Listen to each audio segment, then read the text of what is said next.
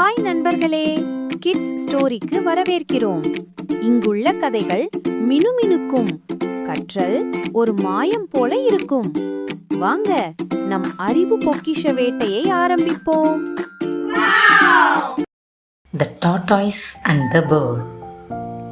ஒரு அழகான பசுமை காடு. அங்கே ஒரு மெதுவாக நடக்கும் அமைதியான ஆமை வாழ்ந்து வந்தது.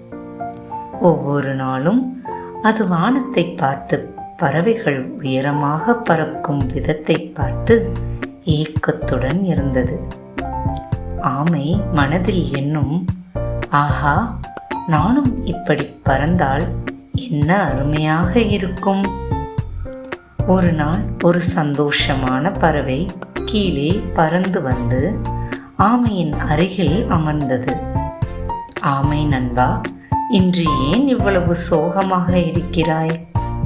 ஆமை மெதுவாக தலை தூக்கி பதிலளித்தது. நான் பறக்க முடியாதவன். எனக்கும் அந்த வானம் தொட்டு பார்ப்பது என்ற ஆசை இருக்கிறது. பறவை மென்மையாக சிரித்தது. நம்மில் ஒவ்வொருவருக்கும் தனித்தன்மை இருக்கிறது. நீ பறக்க முடியாது என்று வருந்தாதே. ஆமை ஆச்சரியமாக கேட்டது.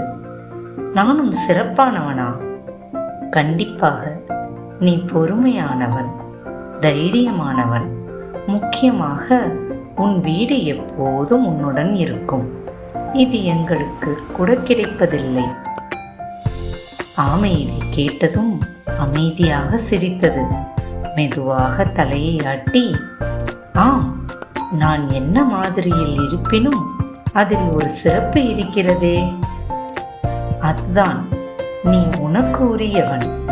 நம்மில் ஒவ்வொருவரும் வேறுபட்டாலும் அனைவரும் தனித்தன்மை கொண்டவர்கள்தான் என்று பறவை பதிலளித்தது. அந்த நாள் முதல் ஆமை இனி தன்னை பற்றி வருந்தவில்லை. அது மெதுவாக மகிழ்ச்சியாக காட்டில் நடந்து சென்றது. நாம் எப்படி இருக்கிறோமோ அதே நம்முடைய பலம். ஒவ்வொருவரும் தனித்தன்மை கொண்டவர்கள். அதை நம்பினால்தான் நிஜ மகிழ்ச்சி கிடைக்கும். நன்றி.